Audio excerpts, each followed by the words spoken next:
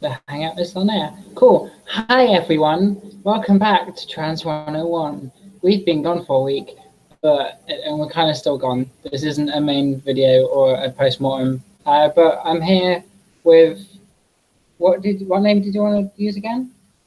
My name is Tone. Cool. We're going to be talking about trans representation, just everything about it really. So yeah, do you want to introduce yourself, Tone, a bit more?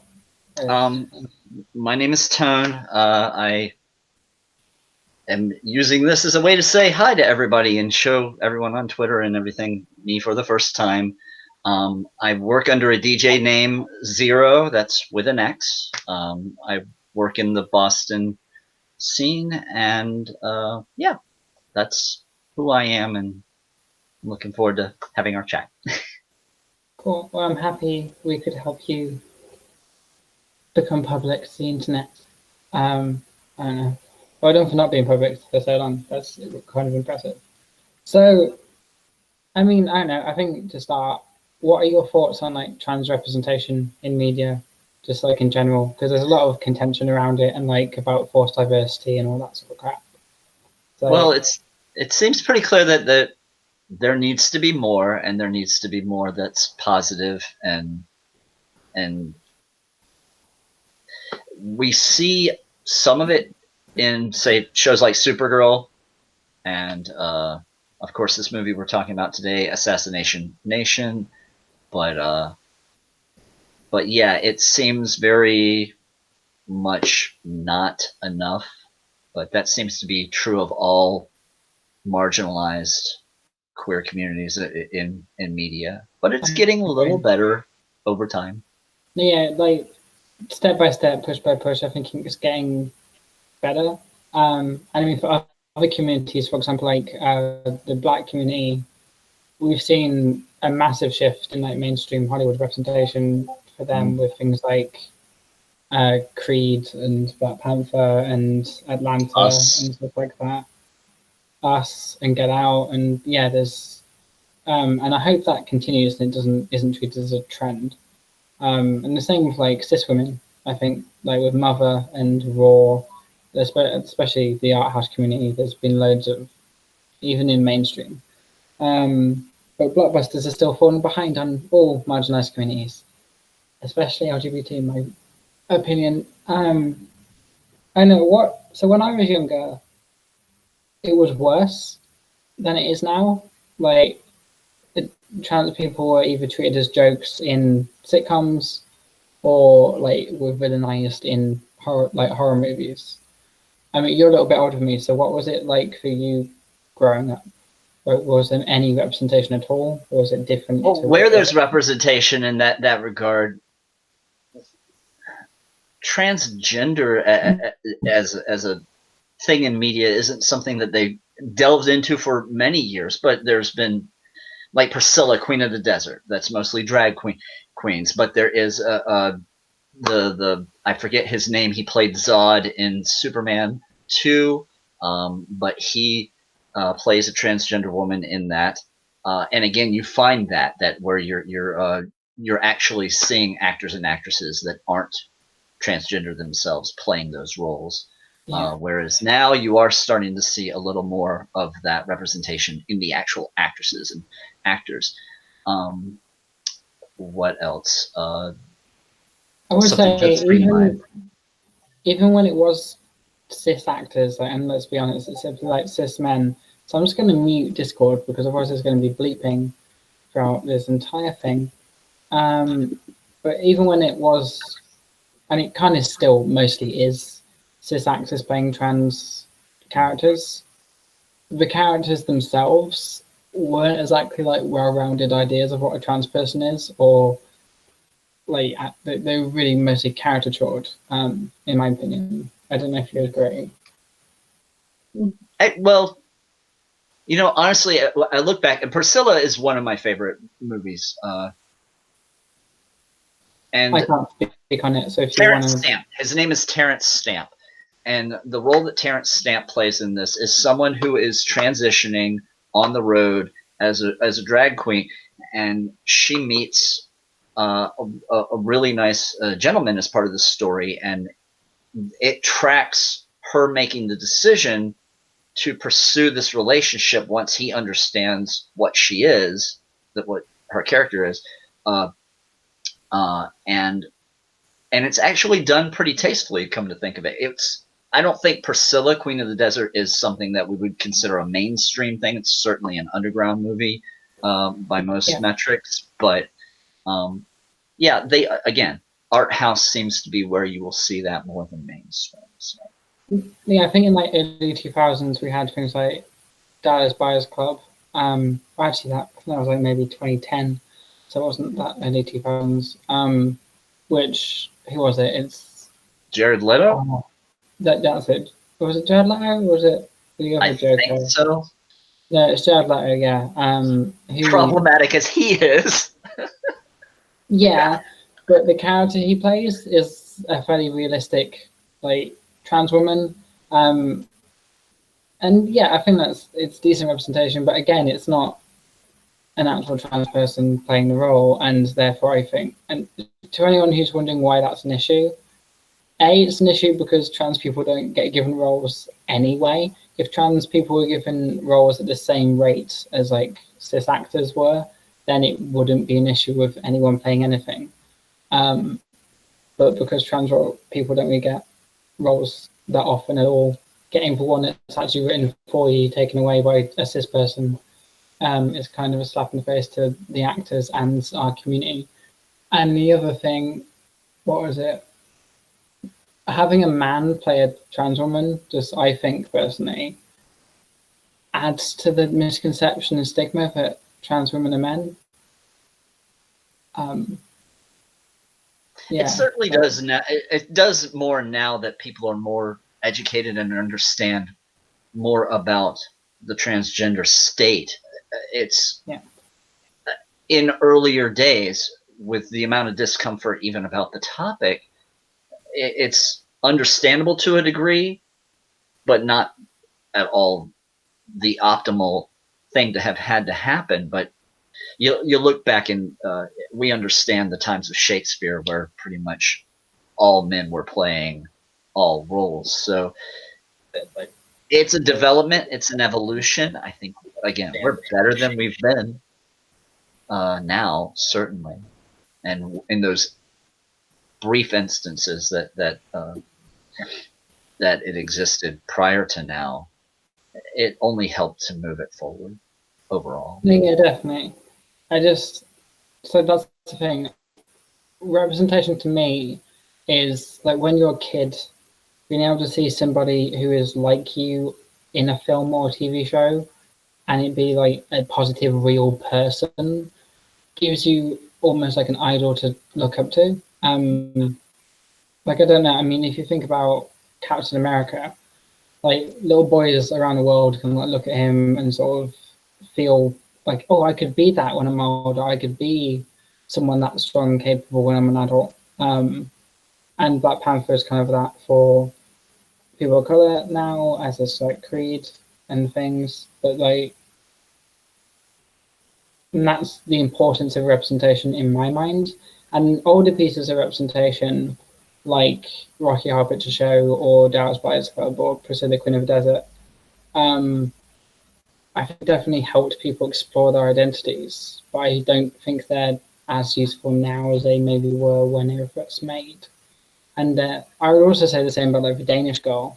It helped get the conversation started, but it didn't really. That's getting a bit ahead of myself. And what do you think about what I just said? I don't think you're wrong at all. Certainly, and that is at the core of what's unfortunate about trans representation in media, because we only see the dark side. We only see, for instance, Hedwig and the Angry Inch. That pretty consistently tells a specific story about someone who has a very specific sort of set of circumstances for their transgendered journey, and it's not a pleasant one. Whether or not that's indicative or representational of everyone's trans experience is questionable, but it could be entirely authentic as well. And if those brief things that we have seen in that sort of art house media are authentic, then culturally it's showing us a picture of something that really needs a lot of change. Yeah. So I guess yeah, I agree. I guess the next thing then is, what do you want from representation? What sort of stuff should we be striving to have? What would you like to see be added, I guess, or what kind of trans representation would you like to be able to show to people? Well, I'll be honest, I haven't seen the second half of this season of Supergirl, and I'm very curious to know about. They have a character there called Dreamer, who is based off a Legion of Superheroes character from the 30th century mythos of DC Comics, and I'm really curious to know what they've done there with her character. So I've heard good things. I saw the first half of the series, and she didn't get much airtime. Well, she's a supporting character, and they were trying to build her story up. Right about the time they introduced, I think, was this the season they did Batwoman? They did Batwoman in there, and that's about where I stopped down on the season to watch some of the things. But I'm really curious to know if, and I hope no one shares spoilers in any way with this if they pop into the room, but I'm really curious to know whether or not the interaction that she has with Brainiac 5 turns into a real relationship, if they explore that kind of cisgendered male with transgendered woman sort of experience. It would be really interesting and nice to see that done in a very positive way too, because again, like I said about what we've seen tragedy and struggle and darkness along with these stories, but we haven't seen nearly enough successes, heroism. I feel like I'm discounting. I forget her name, but she just took on the role for Rocky Horror Picture Show in the recent Fox reboot. That's. I remember Laverne Cox doing it. Laverne Cox, that's the name. Yeah, I don't know much about how she's represented in anything. I haven't seen anything. She's in Orange Is the New Black, and that does quite well. Okay. Yeah, but then is she playing a transgender woman in the story, or is she a woman? Is she playing a woman as a transgender actress? No, so she's not playing a cis woman. She's playing a trans woman. Okay. As a trans actress, and to my knowledge, that was really she was the first trans woman to actually play a trans role in. Probably not anything, but like at least in something as mainstream as a Netflix show. And Netflix could afford to do that with their brand at the time because they weren't a thing yet, really. But then after the first 2 seasons, she had like a small story arc, but then was kind of pushed to the side. Like she was literally put in solitary confinement and just ignored for like 2 seasons. Which I think was to sort of tell a story about what actually happened to like trans women in prisons. But then once she got out of solitary confinement, she just, what is it, in like, I don't even know if she is in the most recent series, but the season before the most recent one, it was I think season 5. In like episode 2, she basically walks out of the prison and is just out of that season. So they don't seem to know what to do with her, but they keep her in it. And you think they might be able to, I don't know, ask Laverne Cox. Yeah. What should we do with your character? You know a little bit about this experience. So have you seen Orange Is the New Black? I really haven't. So how it's structured is in each episode they tackle one, like maybe 2 stories from characters in the prison, like the main character and then like another supporting cast member, and then they have flashbacks as the C story, like before they were in prison, of that supporting character, and when they were doing the Laverne Cox's ones, they wanted to like show her son coming to terms of like losing their dad and all that sort of stuff. And Laverne Cox basically said that she was happy, from what I've heard, said that she was happy to play her like pre-transition, but the producers got her brother in instead to do it, which I don't quite understand why. But fair. I don't know why I brought it up. How did we get on Orange is the New Black? Oh, we were talking about Laverne Cox, weren't we? But yeah, I think 2015 is when trans representation started. It's the tipping point, isn't it? And it's where the conversation started to get loud, and we started to actually demand better representation.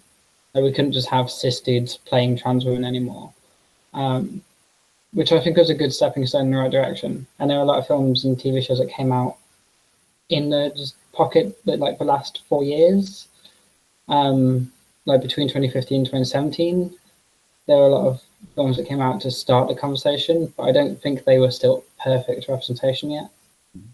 I don't know. What do you? I forget where we were before I brought up Orange is the New Black. Sorry. I don't think we were rambling, but largely just talking about various actors and actresses and their roles that have been representative. Is there anything that, like any pieces of media that you think have done representation really well, or do you want to talk on? Like I mentioned about Supergirl, and I am very excited to get back to that series to watch that. But I mean, on the whole, they are working very hard to represent everybody that they can in great ways. Almost every single show they have on the air for the DC Comics lineup has some LGBT queer representation in one form or another.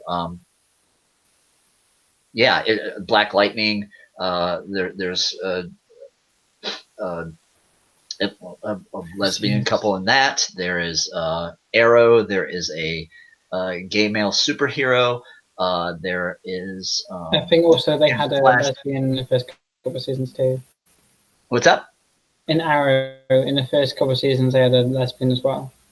Yes, and she's moved on to a different show, but yeah, I mean, they've kept that as part of continuity and kept that going strong. And they just released the new promo for Batwoman and have shown such a great dynamic between Batwoman and Renee Montoya, and it's very clear that they are not going to hesitate from making that relationship a huge center point of the show. So they are aggressively going after that.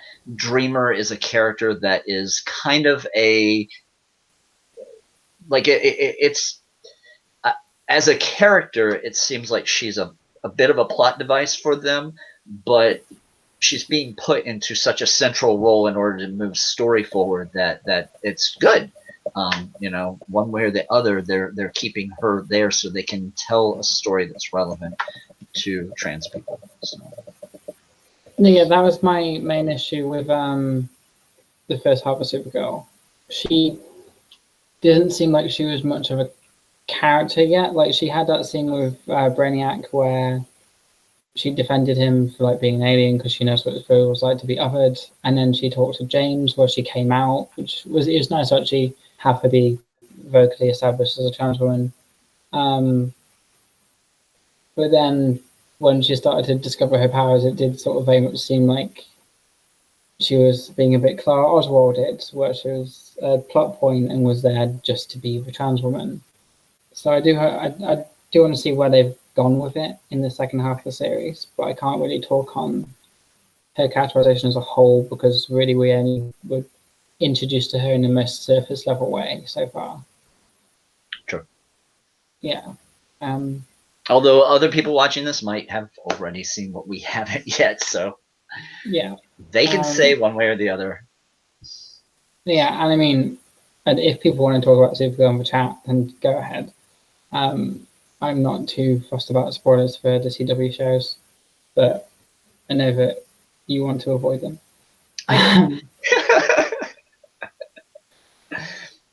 Does The Flash have any LGBT representation? I feel like it does, but I can't recall who. You know, it's funny too because of all the series, it's the one that I'm going. Which who? I can tell you this much: the person who plays Kid Flash is a gay actor. Oh, cool. That's nice. I can't pronounce his name. It's like Kenyon Lonsdale. He's gone on. I think he may consider himself more genderqueer than gay, but or that's cool. I've got that wrong. Bisexual than gay, but he's certainly he's put out some music that's very specifically queer coded, and it's beautiful. Actually, he's an amazing talent. I have to look that up because I don't know. And if I've just misgendered the actor, I apologize. I don't know American TV stars' names that well. I mostly know all of them as that, like characters' names. But no, I have to look his name up and give that music a listen because that sounds really good. Or their name up, we should probably say, just to be safe. Yeah, and I was trying to think if they have. I swear they've had one. I don't know if they. I don't think they have. None of the main cast. All the main cast are heterosexual. Oh wait, I think the I think Nora, the new Flash daughter, I think she may be, but I don't honestly. I stopped down. I think there was like one moment where there was a someone trying to make a connection. Yes, she was having some sort of a crush on a specific other woman in one story. Yeah. I've only seen the first half. I haven't got back to it since. Yeah, I'm pretty sure that happened in the first half, but I don't remember the details. Again, it's cool. I don't know. I don't remember too much about Nora yet. Let's see what's in the chat. Malacroft is saying that they're 3 years behind on the CW stuff, which fair. I gave up an hour after season 2. And yeah. But so yeah, we've talked a bit about. Have you seen The Danish Girl? Because that's one that really splits the community. No, okay. So I think it's a good film. It came out in 2016, and I think it did a lot of good at the time period because like the was that with Redmayne? Yeah, with Redmayne.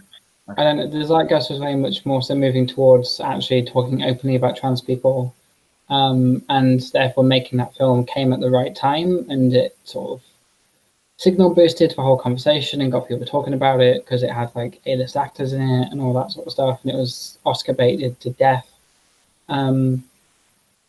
But my main issue with it is it's not about Lily Alba. It's about Lily Alba's wife dealing with having Lily Alba in her life. And just the whole cis sympathy trope that you see in a lot of trans representative media. You see it in Transparent as well, although the trans character in that is a horrible person, so it's a bit more muddy. But there seems to be this trope of the trans person exists to be the conflict in the cis people's in their life, basically. Like, to have any good story, you need conflict, and it seems that always the trans person is like said to be the protagonist, but then they're the antagonist to all of their family members. And I don't know if you've noticed that, but I'm not massively happy with that being a thing at the moment. And I think Danish Girl kind of exemplifies that. It mostly follows the wife being unhappy that Lily is a woman. No, I'm gonna need to watch that. It sounds particularly relevant though to some degree, it may be part of an experience that some transgendered women can relate to in terms Oh of no, their yeah, own definitely. It's marriages. like the first half, I was sitting there like just sort of being, this is me, this is entirely my life, I love this so much. But then the second half just is very much more about the wife being upset about it, and it's, sorry, I cut you off there. No, you were fine. Okay. No, I had nothing more on that point. But I don't know, Transparent, I've watched the first two seasons over the past couple of days, and it's an interesting one because so it has a lot of trans actors coming in for one episode or so as like a C-list character, but they've only really had 3 speaking roles. One of them's the protagonist, who is just a horrible, horrible person, but that's the point. Another one is their friend, who is in a handful of episodes as like a B-list character, and another is like a guy who's in 3 episodes as a subplot for one of the other characters. But the other 3 main characters are the kids, who are all cis people, and it's just, I don't know, it's very good like lesbian representation, but it just in some episodes the show kind of comes off a little bit turfy, in my opinion, and it's because the only trans character we really have is an asshole, and it falls into that trope of like the cis sympathy trope. It kind of just sort of frames trans people as being an obstacle in the lives of the cis people in their lives. At least in my opinion, I'm sure there's a lot of people who really like that show, and I think it's done a lot of good, like continuing the conversation and everything, because it started in 2015 and it's still going. I know it ended last year, didn't it? Because the guy who plays the trans woman was awful. But yeah, it's a trope that I want to see gone. I think there's some good stories that you can tell of like family members having to come around and like struggling with it. That's fine, but I want to actually see a film that kind of showcases the trans character and tells their story and is on their side kind of all throughout it. And you can have a nuanced story while doing that, but have like the subplots be the family members. Don't have let them take all of the time. I don't know. Do you agree, or is there like other stuff you would like to see in media, or like to see gone, or see less of? I don't actually have the specific experience watching that show, so I don't really have an opinion about it. But where tropes are concerned, falling into tropes is a bad thing generally. So where you end up with any particular continuation of the same story in new media, it dries up quick. It doesn't actually have an experience that people will relate to. So yeah, it's worth deconstructing tropes wherever they come up and trying to build something new and tell fresh stories and be authentic as much as possible. You know, not every story has to do with, like in the case of Redmayne's movie, like it's not just about whether or not the woman is upset that her husband has come out as transgender and is a woman herself. You know, that's not the whole story. Don't centralize.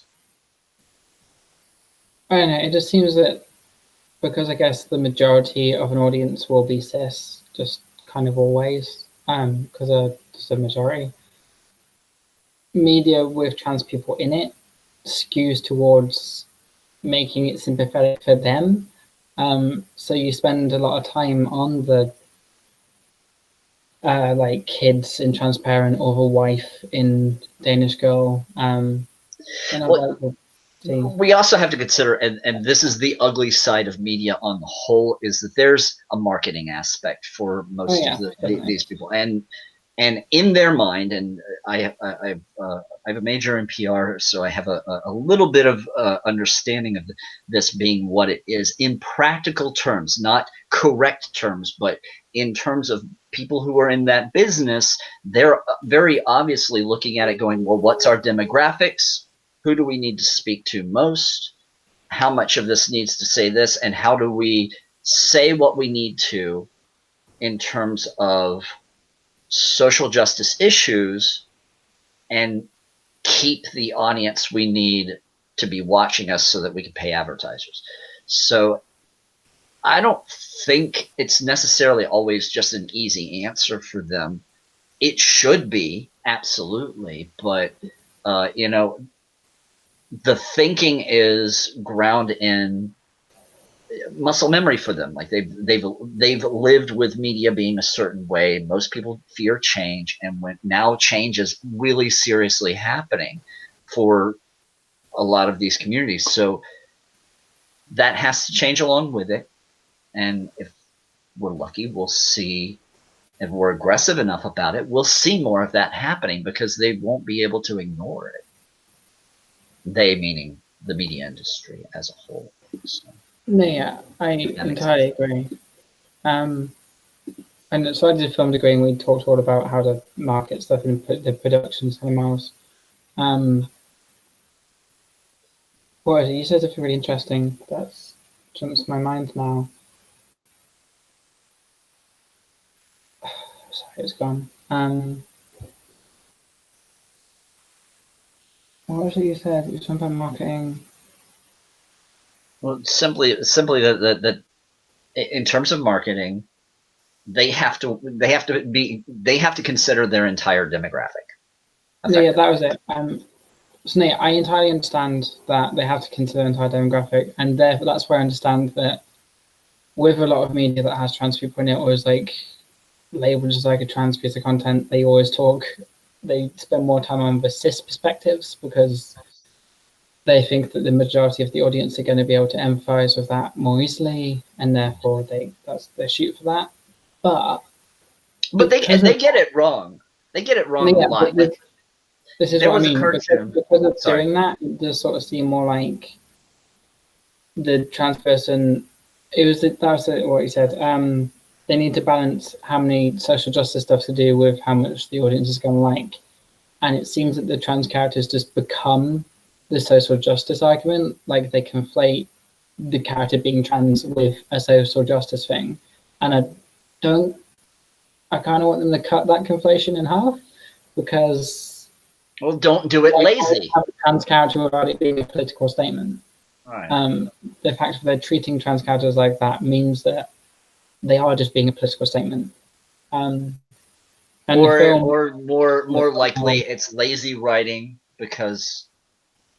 and they're not going to the right resources to direct the story the way they need to. They need to not just have the trans actors, they need to have the trans writers. They need to have producers who understand the inside of the experience. Yeah, exactly. I mean, I don't know, for example, in Transparent, there's a really interesting show within it. So there's this story arc, which is like only 5 scenes in the entire season 2, which stars Harry Neff. And basically it's like set in 1930s Berlin, in this sort of, I guess, kind of commune, full of like trans women and like gender non-conforming people. And the like 4 main characters are Harry Neff, who's this fantastic, like really sort of confident trans woman, her little sister, who is like just really supportive and like loves her big sister, her disapproving but like financially struggling mother, who's trying to get like visas to America, and then the like surrogate father figure who kind of supports her and houses her and helps her like live safely in Berlin.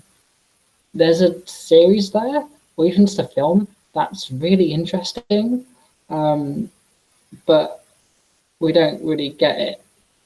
where was I going with that? I just think that it would be a really good thing they could do as like some trans representation. Because yeah, the mother's story arc would be that, but then that's the thing with transparent. You could have so many more trans characters, and that's another thing with just most media that has a trans person in. The trans person, there's always just like one of them, and they're tokenized to death because of that. Whereas if you talk to pretty much any trans person that I know, at least, a good portion of their friends will also be trans because, I don't know, we gravitate towards people who understand us and who we understand, just as people. And I'd like to see that more in just media.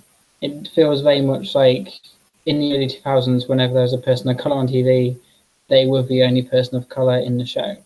And it feels like we're there right now. We're like in the early 2000s, but with trans representation. Yeah, and I think Assassination Nation, which we'll get to in a minute. Well, you've mentioned Harry Neff, so She's like the one person in the world who actually fangirl over. I don't know. I just think it fixes all the issues we've talked about. you think Assassination Nation does? Yeah, I don't know. Well, most of the issues, at least, like it doesn't tokenize the trans character in Bex in any way, which is just another one of the teenage girls. I actually noticed something while watching it again today.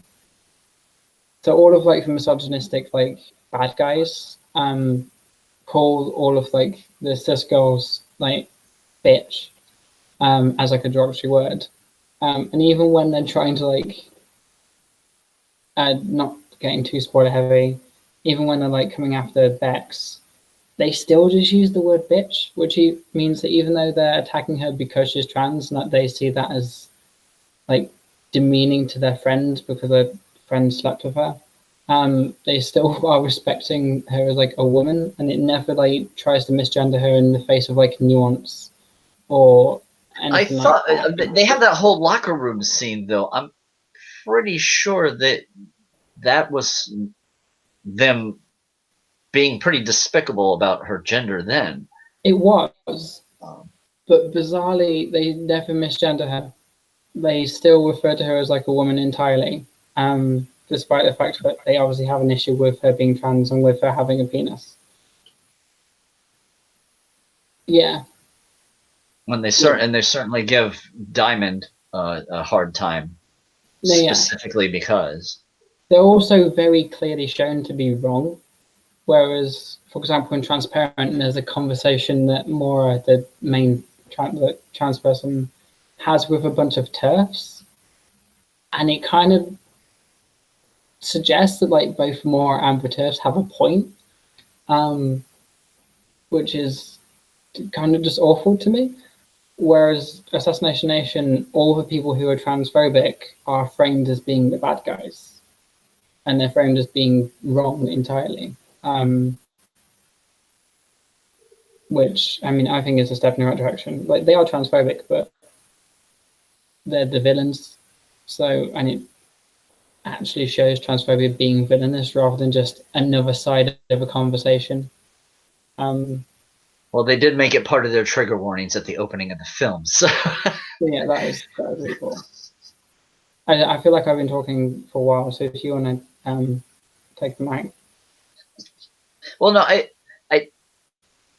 I agree there's a lot about Assassination that is firmly a good thing for transgender people to not only see, but to have as...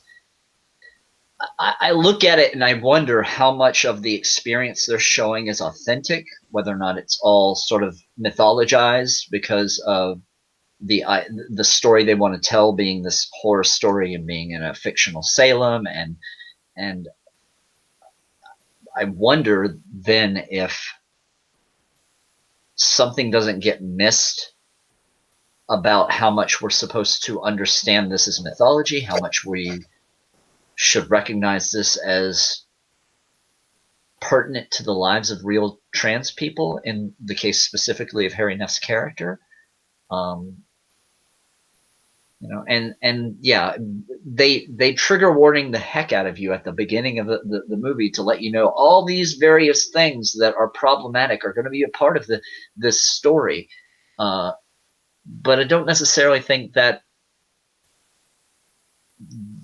excuses the movie as a whole from a certain level of being one of the few places that we see this representation, and it being wholly negative for Bex in so many ways. Well, here's the thing though, like it shows Bex having a negative experience from like the people who aren't like her friends. Her friends like just treat her like one of the girls, as does the film in my like interpretation of it at least, which is great. Like she's just treated as just another girl, which I think is, it doesn't treat her as the trans woman. All the like struggles that she has are, or at least in my experience, things that like trans women do face. And like, yeah, I don't know. For example, the guys coming after her for her humiliating Diamond by just having consensual sex with him is very. There are reasons for that because she's trans, but like I said before, the film frames them as being in the wrong. Like from the opening trigger warnings, the like main dude in that locker room scene, like a little clip from that locker room scene flashes up saying toxic masculinity, basically sort of, I don't know, showing that no, these are the bad guys. Bex is in the right. She's having a horrible experience, but in the same way of like a horror movie, the villain is the bad guy and you're not meant to empathize with them, you're meant to empathize with the victim. Yeah, so I feel like I went off your point. Yeah, I don't think it, like Bex is having a bad experience, but the film is entirely on her side, is what I'm trying to say. There is a degree to that too. Yeah, which I think is a good step in the right direction at least. Because, for example, like Transparent, which I keep bringing up because I watched it today, it's never fully on trans people's side. It's always showing the other side of the coin, the cis person's experience, and how they're just as valid. Whereas, well, like, yeah, yes and no. Yes and no. It's on Bex's side in terms of a specific subset of her social interaction. Her close personal friends, the general sense within the community that nobody is misgendering her, nobody is really making her state of being transgender an issue, all the way up into the point where Diamond gets doxxed and they find out that that's a thing that he did with her, or he had sex with her, which is where you see everything kind of turn around and go, oh, well, now this isn't acceptable. But so, it doesn't. So it. Yeah, like it's on her side until you find out that there's something under the surface boiling, going, yeah, no, this isn't okay. And the film is still on her side though, because if we look at her and Diamond, so her and Diamond have sex, then Diamond is a dick, like in this sort of saying, "Oh, don't tell anyone about this, right? This is just our secret," and that obviously hurts her, and she has to like deal with that, and her friends help her through like the emotional pain of that, and like I've experienced that. That's just felt really real to me in the first act. Then when they like Diamond gets doxxed and all of his mates are sort of saying, "Oh, she humiliated you. Like she's a girl of a cock, and you like had sex with her. That's humiliating." And then try to push him to like kill her. He says, "What was it? What is it?" He says exactly. She didn't humiliate me. You are, or you did. Yeah, and that's true. I don't know. The film he stands up really well in that instance, and as a character, and that's again really good. On the other hand, and again, this is where that particular scene that you're talking about, that sex scene, is either genius or it's super problematic for me. Like there's an element to which it's authentic. Like, okay, in the trans experience, how a trans person gets a cis person to sleep with them may absolutely include what happened there in terms of drug use, in terms of alcohol, in terms of all those things. So that being part of the scene to some degree removes a bit of their authority to have said they were participating in that together because it's what they wanted. They're under the influence from moment one, and then once that moment is done, once they've had sex, it's immediately buyer's remorse. Like you see Diamond transform immediately after the act is done, Sure, sobering up to that experience. In like 3 scenes prior, we find out that like Bex and Diamond have been sexting for a while, so it's obvious that there's a mutual attraction there. True. Even before they both get intoxicated, and then they are both just a bit drunk at like a house party. And high. Like they definitely they're engaged in that directly before they start. Okay, I don't recall. They light up and they're smoking before they begin. Sure. And up until that point, Bex hasn't seemed to indicate that's even a part of a thing she does, but she in that moment is like, yeah, I do this all the time. Whether or not that's true. Remember, she's like 17, 18. I think she's 18, so it's like, yeah. So yeah, I look at that scene and I go, well, there's a certain consideration for one, they're underage. Two, they're under the influence of something that may have affected the judgment of getting involved there. So that's part of the story, and I think that can really easily be discounted. I mean, I don't, because like, I would actually like to see that story show you that they do have an attraction towards one another outside of that. Like, I mean, it's said explicitly that him and Bex. But we never actually see that. All we hear that they have that happening, but we don't actually see anything more than him gazing at her across the room. And I know, I mean, but in like, what is it, the like 3rd scene of the film, when we're meeting all the girls at once, we find out like Bex and Diamond have been sexting for a while, like at least like a month or something. It seems like it's been going on for a long time. Like Lily knows about it at least. And then we get like the sex scene, which, I mean, we don't get sex. We get him, I guess, sort of undressing her with his eyes. Yeah. And then her sort of enjoying that, and I get like trying to put on a show for him in the way that like, yeah. And then we have the sex scene, and then we have him being like disappointed that she's sort of ghosting him at school. So it shows that there's definitely a mutual attraction there, and that Bex is hurt by his immature behavior and like, I guess, sort of heteronormative behavior. And again, like I said, transphobic behavior after them having sex. But it just comes off as really real to me, and it portrays Bex as the victim of that situation. Like, she's been used and she feels bad about that, and her friends stand up for her or like look after her afterwards. I don't think it portrays Bex or trans people for that matter in a bad light. It more so shows that he's an arsehole, and the film's on her side throughout all of that. And then when the people, like when all the misogynistic transphobic dudes are making Diamond feel bad, like basically validating his fear of like being ridiculed for like sleeping with somebody he likes, I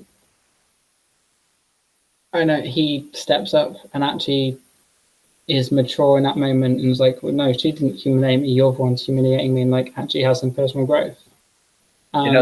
It's interesting because in the DVD, the Blu-ray, they have extended scenes, and that particular scene, like he is very much like in a extended I'm not going to say something negative about Bex, even with a gun in my face, you know. So they really do make him stand up at the end, even though they cut like a huge section of that dialogue out. I think cutting it was a good idea because there's a line where the main leader, transphobe guy, sort of says, "Oh, what, you want to be a hero? You're not a hero." And that, yeah, I agree. He isn't a hero. He's just being a decent dude for once. Well, And he's I doing think, the bare minimum, which they all should have done, right? yeah, exactly. But like the bare minimum in that scenario is, but not enough. But like it's better. I think if they had left in that scene of him standing up to like a gun in his face, it might have been a bit more cartoony or a bit more like, I guess, cis savory, to take a trope from like, to repurpose white savior, which isn't a thing. So I guess it's not really a trope yet. But no, yeah, I don't think Bex is ever really characterized negatively, or if by extension, trans group ever characterized negatively in the film. She's a victim throughout a lot of it. But if we think about what horror movies do, they do take the fears of the people who are the victims and then kind of, I don't know, anthropomorphize them usually into the conflicts and the dramas of the antagonistic force, which in this case for Bex is like, I don't know. Why am I saying I don't know?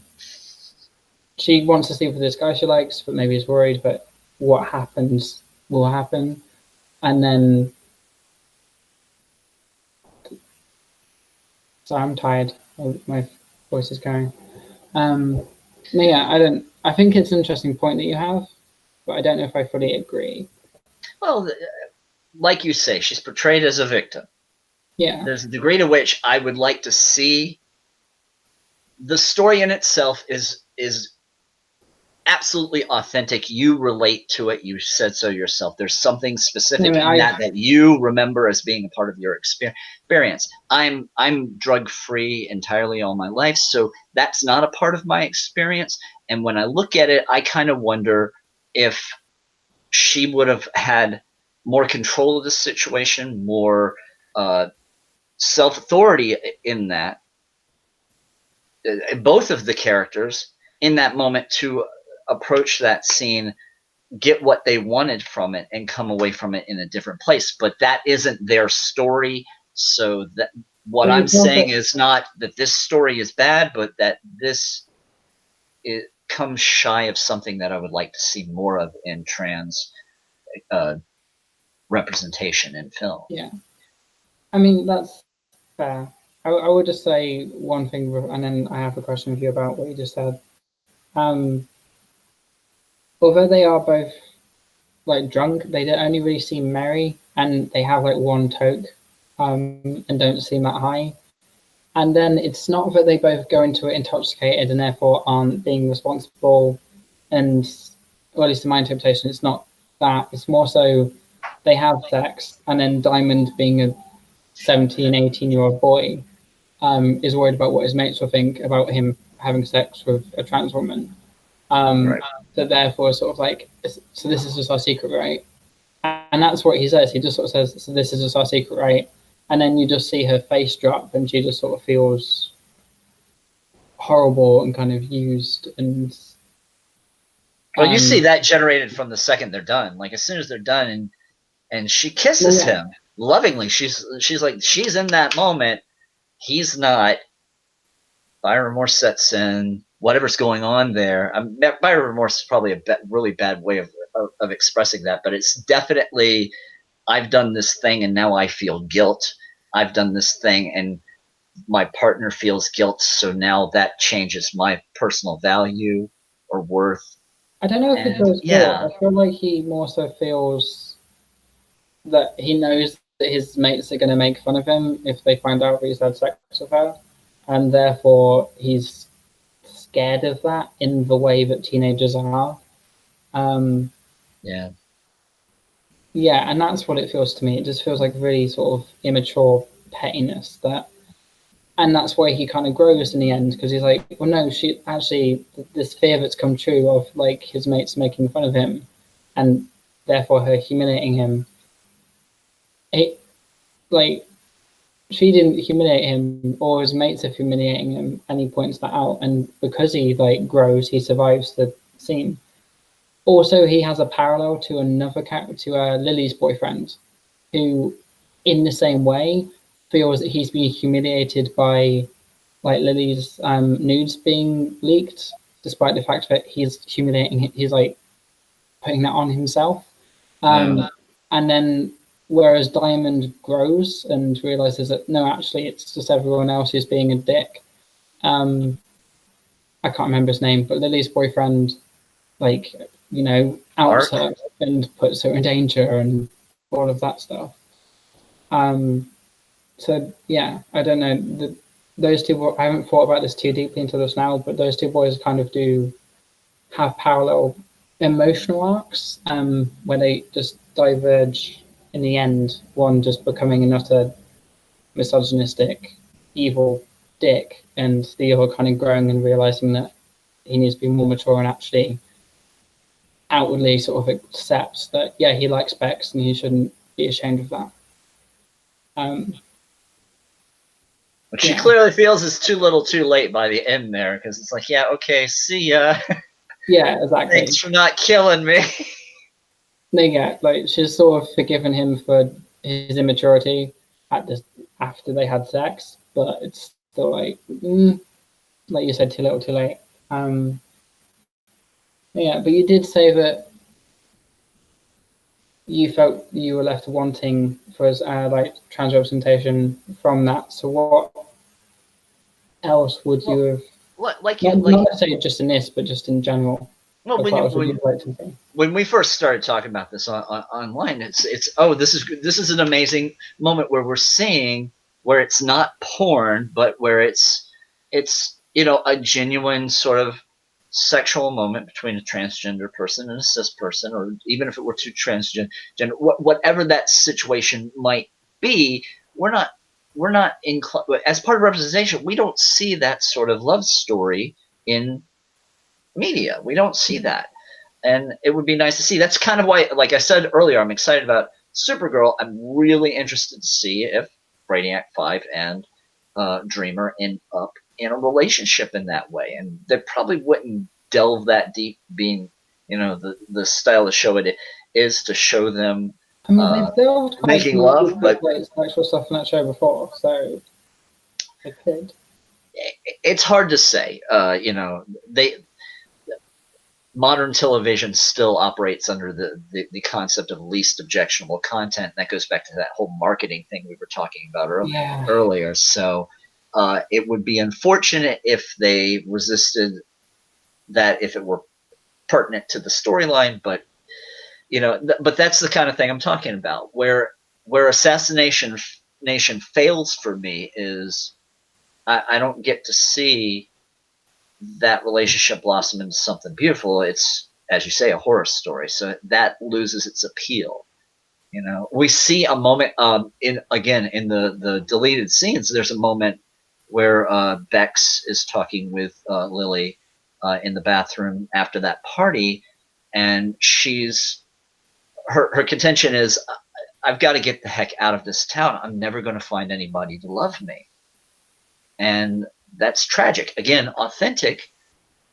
Again, I want a better story than that to represent transgendered women. So you want a happier story? Well, authentic is important, but we need both. But you could have an authentic story. We need horror. We need something light. Yeah. I mean, I don't know. I would like to see one film that I've always kind of constantly pitching people. Is just a typical rom-com, but the girl is trans. Yeah, like that's the only difference really between it and any other rom-com.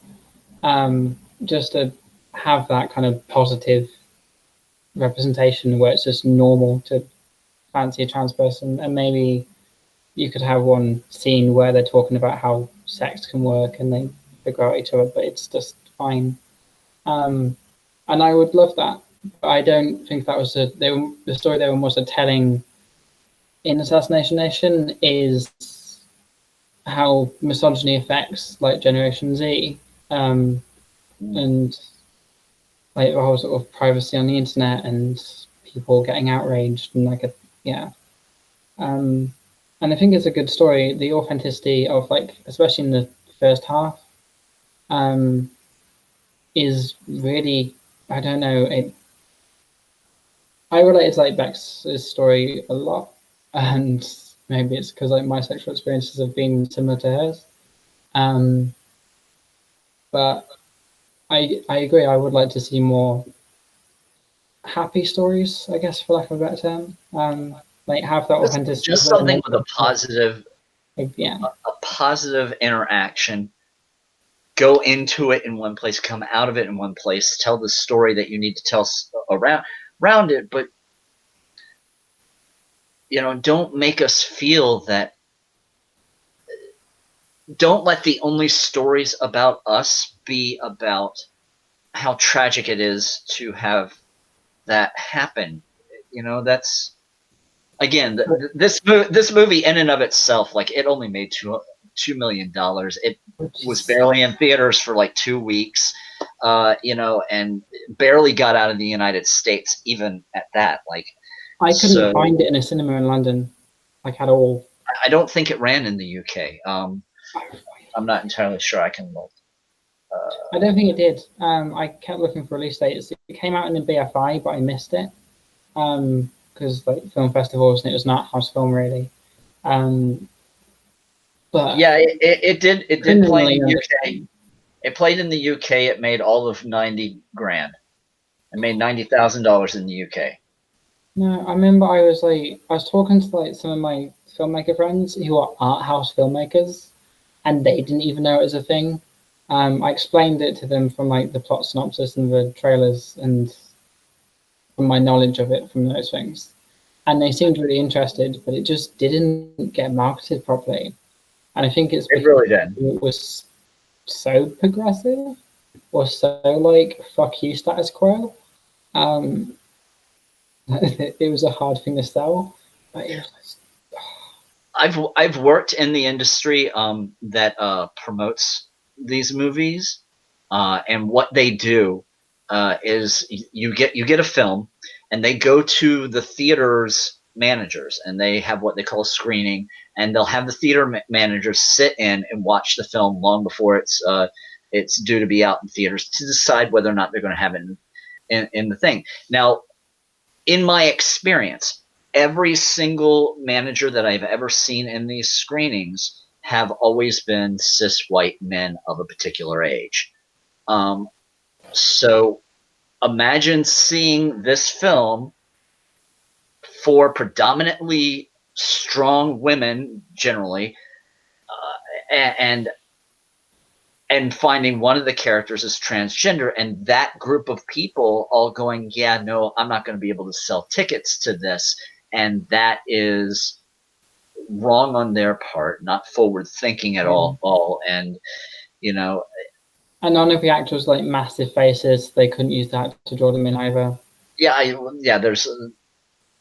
There's like one known actor. I forget the dad that Lily had been. Oh, the Jeff from Community, but he's not massive. Oh, that's it. Yeah, like he's the only. I don't even know his name, but he's the most recognizable person I know from that movie. He's not massive. I would say he's maybe like, I don't know, a C-list celebrity, but he's not like Eddie Redmayne. Joel McHale. And I think that's the difference when it comes to marketing.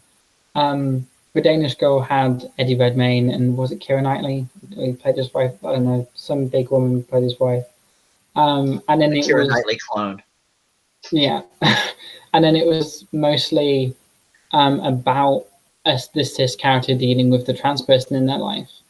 So like it was really easy to sell to cis people, and really easy just to sell in general because it had two big names in it, and it was empathetic towards cis people rather than being empathetic towards trans people. Whereas Assassination Nation is all about like female liberation and the oppression that just women in general feel. Which of course means in Sundance it did fantastic for itself. Sundance Yeah. celebrated this, but not And the across. BFI was okay with it, but didn't love it too much. Maybe it was too American for the BFI. But no, yeah, and I think it's criminally underwatched, and I think give it maybe 15, maybe not even that, maybe just like 7 years, and it's going to be a cult classic. Definitely. Like Hedwig and the Angry Inch and Rocky Horror Picture Show, all those things that were progressive and showed and really interesting with their visuals.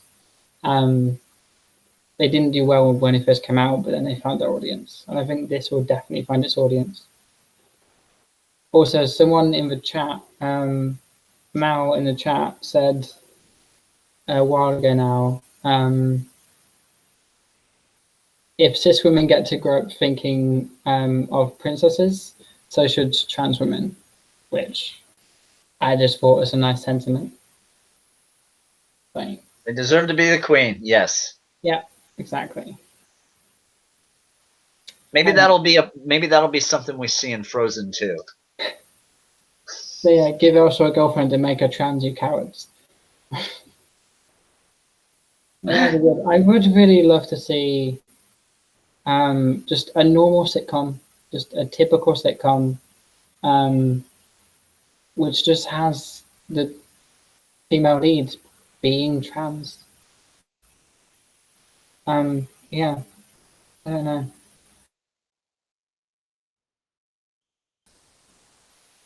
Right. Do you have anything else you want to say? Because I think I'm kind of no, I think we covered a lot about the movie. I mean, again, I love the movie. Again, I think there's a handful of problems that I would have liked to either seen done differently or seen done somewhere else in some way. But overall, the movie was fantastic and did a lot of very interesting things. And yeah, completely a shame that it hasn't been exposed more, so more people could see this and have some judgments of their own and make some decisions about whether this is good or bad or whatever. But yeah, I would like to see Harry Neffen a lot more. Yes, I don't know if she hasn't acted in anything. Like nothing's coming out. She just picked up a modeling gig, like with a major firm. Yeah, and also she has a play coming out on New York Broadway. Oh, really? Yeah, it's a small one. That's not far away. It's fairly. Oh, I can't see it because tickets to New York are ridiculous. Come over. Okay. Well, you do what you got to do. I want to see it, but I don't know. I don't reckon it's going to get a tour, like a world tour. It seems like it's a very small production with a good playwright who I forget their name off, but I do like his work. So yeah, it's just doing that, and modeling seems to be a main thing, so fair enough. But I would like to see her more stuff because she's a good actress, and yeah, I don't know, give her more stuff if she wants it. But what are my closing statements? Yeah, I think Assassination Nation is some of the best, if not the best, representation I've seen so far. Like it treats its trans character just as a person rather than the trans person. And all of the dramas feel very real and like not cartoonish. The film in its storytelling and portrayal of her is entirely on her side and empathetic towards trans people rather than the people who hate us or like the people, or just cis people dealing with us. But yeah, a lot of the problems I've seen in films with trans representation in them, Assassination Nation doesn't have that. But I agree, it's probably not perfect. I would like to see a more positive story that doesn't just show the oppression of trans people. But I'm just happy that we had something that's actually on our side for once, rather than having us in it and being on cis people's sides. But yeah, Have you seen the alternate ending? I haven't. I've only seen it on Amazon. I'm going to buy the Blu-ray though because I want to own it. and then I'm it's worth digging into the extras and checking out. Like, if once you've seen the movie and you see how they end a particular scene, if you're feeling at all unsatisfied, the alternate ending is well, it's a little sad. It's pretty satisfying, to be sure. okay. Oh, After everything they put backstory, yeah, there's a completion done. I'll say that. I wasn't massively happy with the ending, like how it's just two armies essentially just coming at one another, and then the band happens. But Well, I should say alternate penultimate ending. It's an extension and a different version of a scene that happens before the okay. face-to-face clashing of people and the revelation of who the villain has been. Which, when I watched it back, they did actually hint at it, and it's like, yeah, okay, well done. You did actually show us. Good mystery. But yeah, so I'm going to read through some comments because the chat's been fairly busy, and there's 8 people watching because this is actually one of the busiest streams we've ever done. Really? Yeah. Hi, everybody. Sorry we've been ignoring you, but we're going to go through your comments now. And yeah, let's see. So kids are dicks, yo. Agreed. As Hallelujah's character not in writing to show them as bigots. I don't quite know what that's referring to, but yeah, just actually, I don't know, portray the bigots as bigots, not as just someone who has another opinion.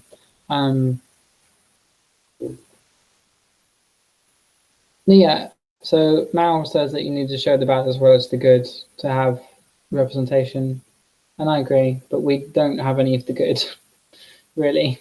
There's not really any good, and I'd like some good. What is this movie? Tangerine. Sorry. Monotone vanilla. So Tangerine is it got a lot of headline news because it was made entirely on an iPhone, and I haven't seen it yet because there's no good copies. Oh, so is it like one of those found footage things? No, it's not found. I don't believe it's found footage. I believe it's just they filmed it like they just got some nice lenses and like a good iPhone and like did some really good cinematography, like as low budget as they could, because it's a story that wouldn't be able to get sold. But essentially, it follows 2 trans women who happen to be prostitutes.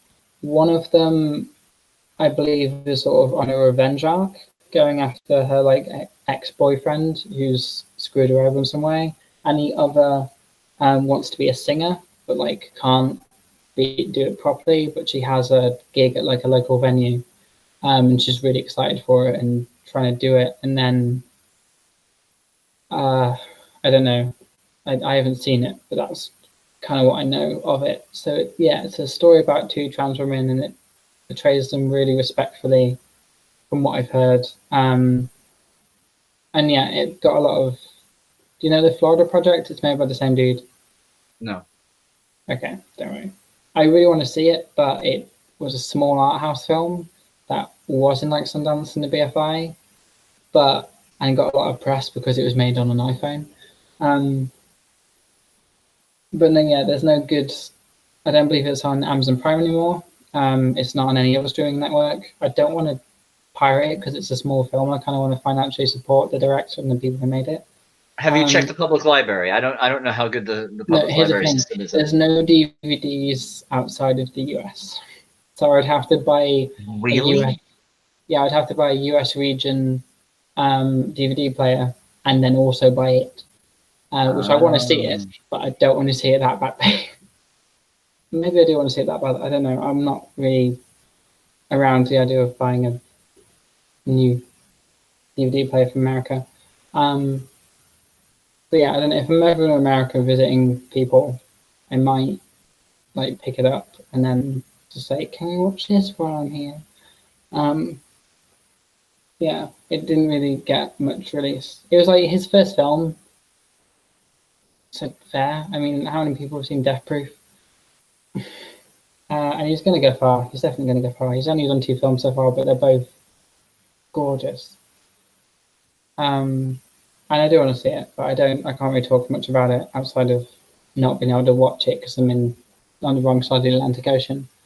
Monotone Vanilla seems to think it's wholesome. The plot is realistic. The storyline's realistic. The scenes are exaggerated. And it's low budget, saucy Tarantino. Okay, I really need to see this movie. No, I've only ever heard good things, and like it's been on my watch list since it came out because it was like a massive thing when it came out, at least in the indie circuits. But it's really a Christmas movie. Shit, I'll see it again tonight. I don't Tangerine Die Hard. I don't think it's a Christmas movie. But no, yeah, from what I know about it, it's about just one trans woman who wants to be a singer and is like working really hard to like get this gig and like wants her friend to be there to support her, but her friend is off on this revenge arc and like going after her like ex-boyfriend who's screwed her over in some fashion and has just got out of prison or something like that. Oh. Yeah, I know the ending, but I'm not going to spoil it because it sounds really heartwarming. And just, if you're going to watch it, then you're going to love it. Has everybody in the chat room actually seen Assassination Nation? I'm asking so they comment if they have, because if you haven't, go see it, find it, see it's it. on Amazon Prime. It was $1.99 to rent because they had this big deal on loads of films, but now I think it's back up to like £4 to rent and $5.99 to buy. So buy it because you'll love it. And you'll Mal, Harry, you need to go watch this movie. Kat, you too. Kat and Maggie, go see this movie. So I've not seen it. It's on Hulu.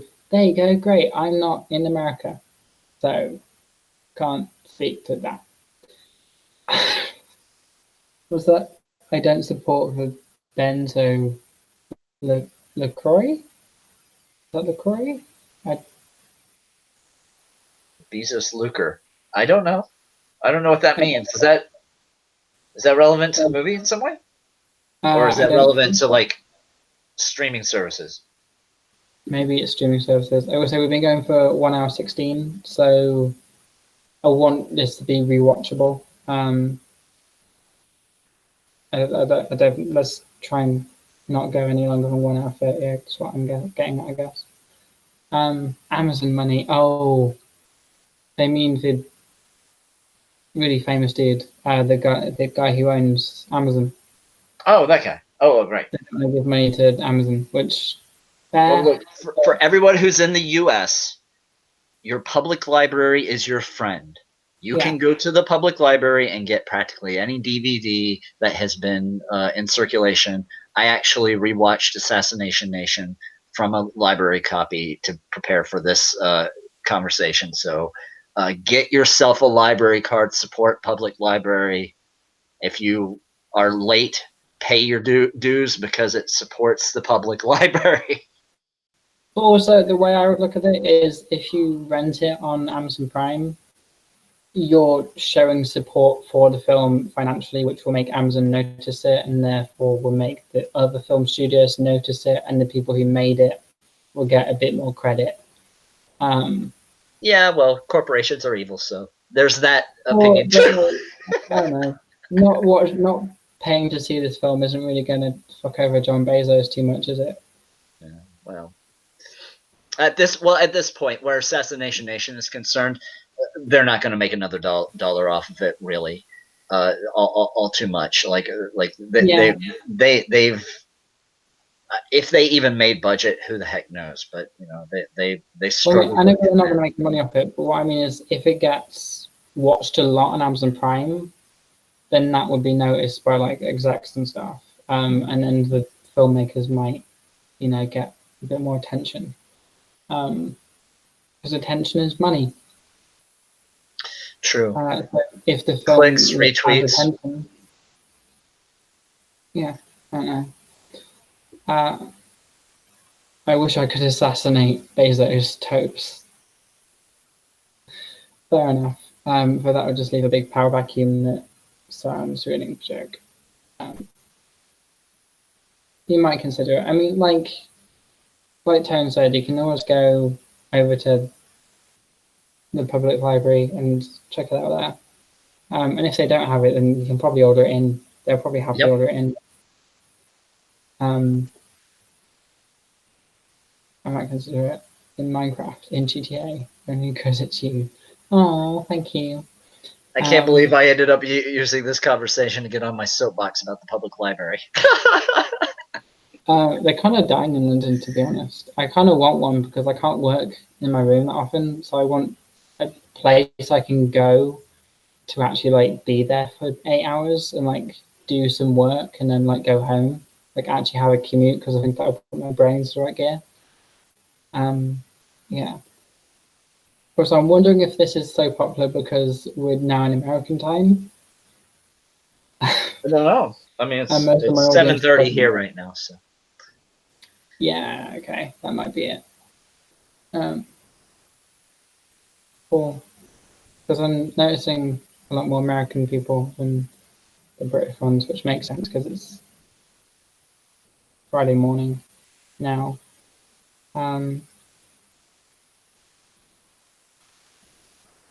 Well, I assume they're followers of yours. I mean, I have a few followers, but maybe some of them are mine. I don't know.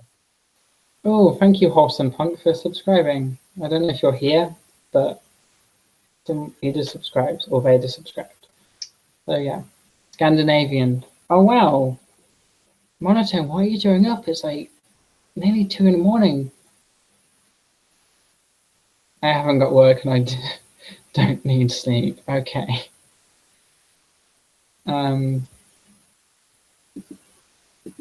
Cat Maggie, I happily subscribed to that. Oh, thank you guys. You're all really nice. I kind of love Cat and McGee right now for supporting the library there. That's beautiful. Well, yeah, no, we should support libraries way more often. Like they have books, they have lots of good books. The last library I went to did have in like their best books bit, the one the display they were highlighting. They had some like really good autobiographies that people should check out, and then they had Jordan B. Peterson's 12 Rules for Life among those autobiographies, and I was just really annoyed.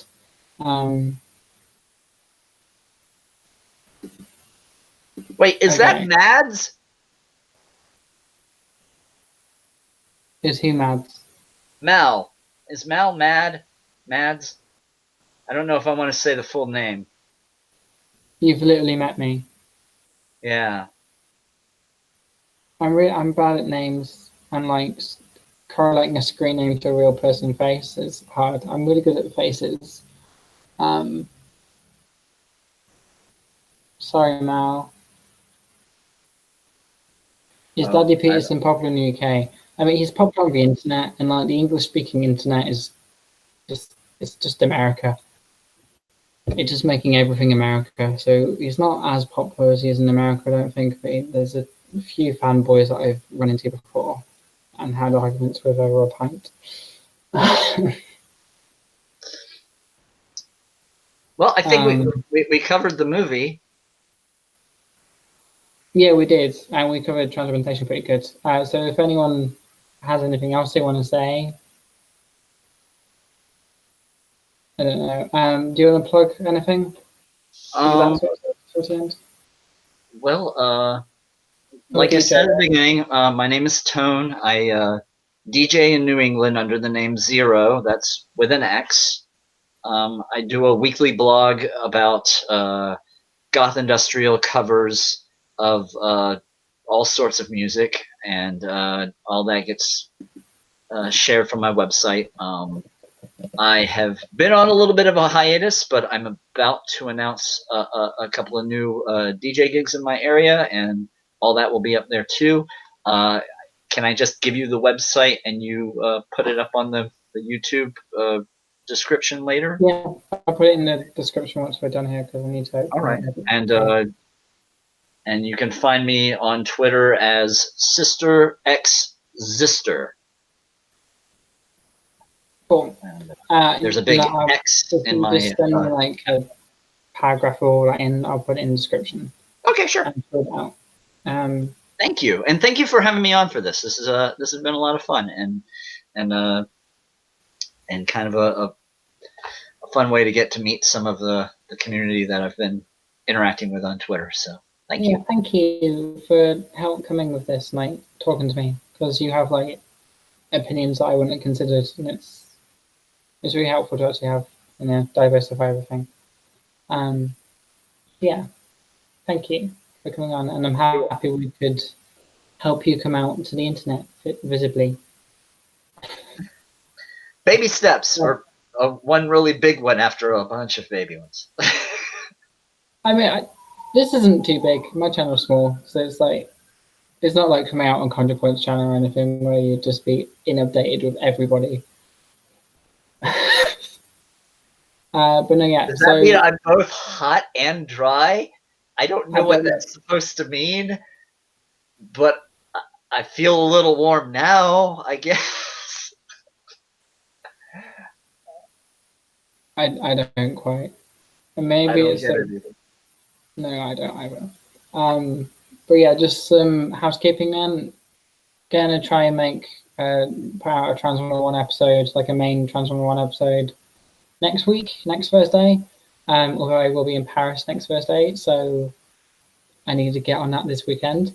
And then yeah, after this, we should be back on a regular schedule of like 1 week episodes next week, post one 1 week episode next week, post blah blah blah blah. But yeah, so thanks for your patience, everybody. Thank you to Tone for hanging out with me tonight. Thank you, Alice. And thank you for everyone in the chat. So yeah, cool.